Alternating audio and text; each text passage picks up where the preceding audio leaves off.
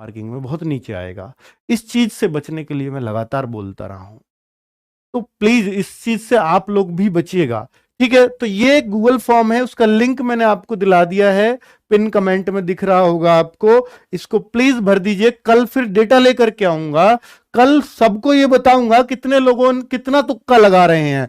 जो लोग घबरा रहे हैं ना कि सर मेरा दोस्त तो 70 अटेम्प्ट करके आया, मेरा 75 अटेम्प्ट करके आया, मेरा दोस्त 68 अटेम्प्ट करके आया है, जो लोग ये जो लड़कियां ऐसे डर रही हैं ना, उनको डरने की जरूरत नहीं है। हो सकता है आप 63 वाली उससे बहुत बेहतर रह जाओ जो 75 अटेम्प्ट करके आ रही है, क्योंकि उस 75 वाली के बहुत नीचे जाएंगे अगर बहुत सारी गलतियां हो गई होंगी तो। और आपने 63 हो सकता है अपने श्योर शॉट वाले ही किए हों, तो आप 63 वाले को 75 वाले से डरने की जरूरत नहीं है अभी। मैं इसलिए वीडियो लेके आया हूं बच्चों, तो प्लीज आप अपना इसमें डेटा जरूर भरें। और मैं आपको इसके फायदे भी बता रहा हूं कि ज्यादा अटेम्प्ट करने वालों का की एक पोल खुलेगी, और वो खुलनी चाहिए टाइम से, उस टाइम से खुलने के फायदे बता रहा हूं। ठीक है, कि ज्यादा अटेम्प्ट कर रहे हो और खुश हो रहे हो तो दिक्कत होगी। ये बच्चों मैं बता रहा हूं तो कुछ अर्थ ही होगा इस बात का, बहुत सारा अनुभव लेके बता रहा हूं। ठीक है, तो एक कट ऑफ का सटीक अनुमान आंसर की, देखिए सबसे सटीक अनुमान कब लगता है, जब आपकी आंसर किया जाती है, आपके मार्क्स पता लग जाते हैं कि सर मैं इतना करके आया, मैं इतना करके आया, मैं इतना करके आया। उससे मेरे को ये पता लग जाता है कौन सी शिफ्ट हार्ड है, किसमें कितना नॉर्मलाइजेशन मिलेगा, वो मैं आपको आंसर की आते ही बता दूंगा, गूगल फॉर्म भरवाते ही। ठीक है, और कितने पे कट ऑफ जाएगी, बस एक आध इधर उधर होगा, बाकी तो उतना ही एग्जैक्टली चली जाती है। ठीक है, तो ये तो तभी पता चल पाएगा जो वो आंसर की आएगी, लेकिन जो मैं डेटा भरवा रहा हूं इससे भी आप बहुत इर्द गिर्द पहुंच सकते हो। ठीक है, क्योंकि मैं भी घबरा रहा हूं यार। मैंने बच्चों को बोला था शुरू के दिन करके कि यार 61-62 जिस बच्चे के मार्क्स 61-62 क्वेश्चन जिसके सही हो रहे हैं, मेरे ख्याल से वो सिलेक्ट हो जाएगा जनरल में भी। मैंने ऐसे बोला था, 62-63 बोला होगा शायद पहले दिन। अब बच्चे लोग मैं देख रहा हूं यार, जो यहां इतने कभी ने मार्क्स नहीं लेके आया, वो 70 अटेम्प्ट कर रहा है, वो 72-75 अटेम्प्ट कर रहा है। मैं खुद सकते में आ गया हूं कि यार बच्चा ही इतना ज्यादा करके आ रहा है, क्या पेपर इतना आसान आ रहा है क्या? भाई हमें तो पेपर जो तुम लोग बता रहे हो वो पता चल रहा है, अभी हमने तो देखा नहीं है। तो मैं प्लीज इस चीज को भर दोगे और बढ़िया बढ़िया चीजें बताओगे, मतलब अपने हिसाब से सही तरीके से बताओगे। वैसे आप सब आज्ञाकारी बच्चे हैं, सही भरोगे, जो आपको एग्जैक्टली सही लगते हैं वही इतने भरना कि मेरे को इतने तो श्योर शॉट सही है। ठीक है, वो डेटा इसमें भरना।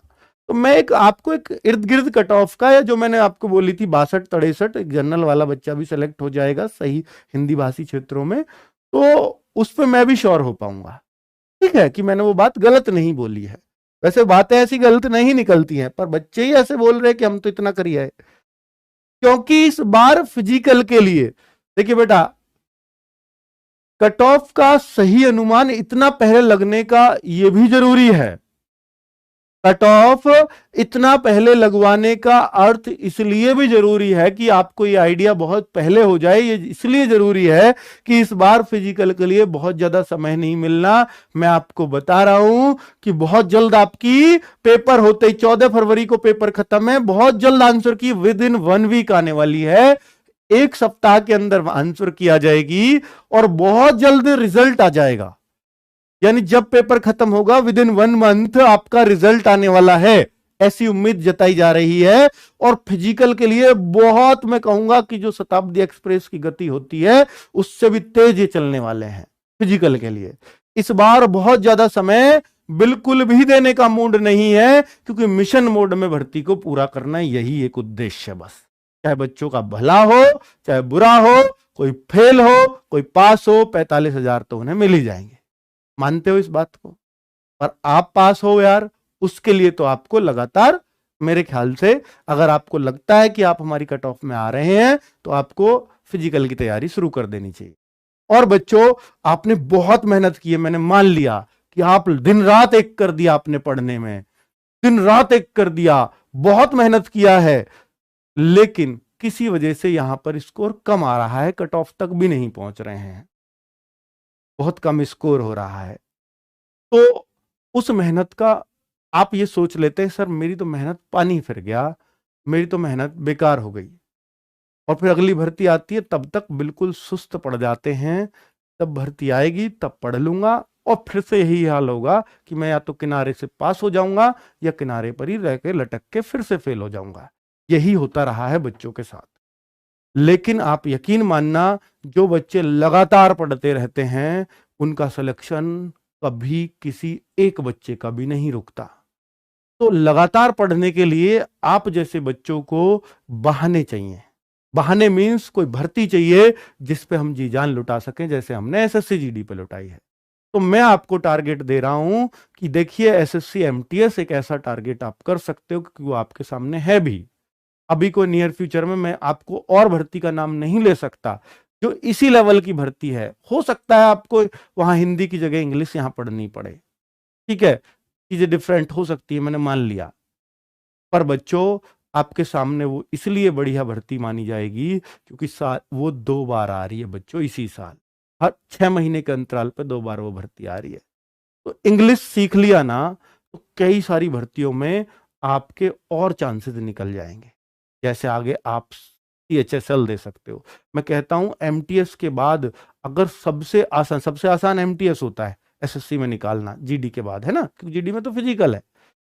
तो एमटीएस होता है, और दूसरे नंबर पे जो आसानी से निकलने वाला एग्जाम है वो सीपीओ होता है। अगर आपने इंग्लिश सीख लिया तो सीपीओ आपका नेक्स्ट टारगेट हो जाना चाहिए। यानी जिस भर्ती की आप कांस्टेबल की बात करते हैं उसमें आप दरोगा बन करके जाएं तो इससे बड़ी क्या बात हो सकती, ठीक है। और वो सिर्फ कौन रोकता है आपको दरोगा बनने से? इंग्लिश। एमटीएस की इंग्लिश पढ़िए, मैं गारंटी से कहता हूं आप सीपीओ निकाल देंगे, ठीक है, क्योंकि आपका डर ही सिर्फ इंग्लिश है, बाकी आप चीजों से लड़ने वाले बच्चे। तो प्लीज इंग्लिश को इतना हवा ना बनाएं। मैं गारंटी से यह भी कह सकता हूं कि अगर आपने मैथ्स को जितना भी समय दिया है, अगर उससे आधा समय भी इंग्लिश को डेडिकेटेड होकर के दे दो तो इंग्लिश आपको ज्यादा मार्क्स दिलाएगी हमेशा मैथ्स से, ठीक है। पर उसको उससे लगातार हम डरते हैं क्योंकि ये तो मैंने पढ़ी ही नहीं है, ये तो मेरी समझ ही नहीं आ रही। ग्रामर से शुरू करो, आपको समझ भी आएगी, आपको मजा भी आएगा। चलिए, तो बच्चों ये आपको एक गाइडलाइन देनी थी। बाकी मैं आपसे कहना चाहूंगा कि फिजिकल के लिए अगर आप कट ऑफ में क्लियर हो जाते हैं तो आप दौड़ना थोड़ा थोड़ा शुरू कर दीजिए, वरना अगर फिजिकल से फेल हुए तो आपको बहुत ज्यादा दुख होगा और ये कहोगे इससे तो पहले ही फेल हो जाता तो कम से कम दूसरी भर्ती की तैयारी कर लेता, अब तो मेरे पास वो चांस भी नहीं है, ठीक है। तो अगर आप फिजिकल की कट क्लियर कर जाओ तो वो पास होना ही चाहिए। उसके लिए जरूरी है कि आप साथ के साथ थोड़ा सा रनिंग स्टार्ट कर दीजिएगा, बहुत ज्यादा मत करिए पर थोड़ा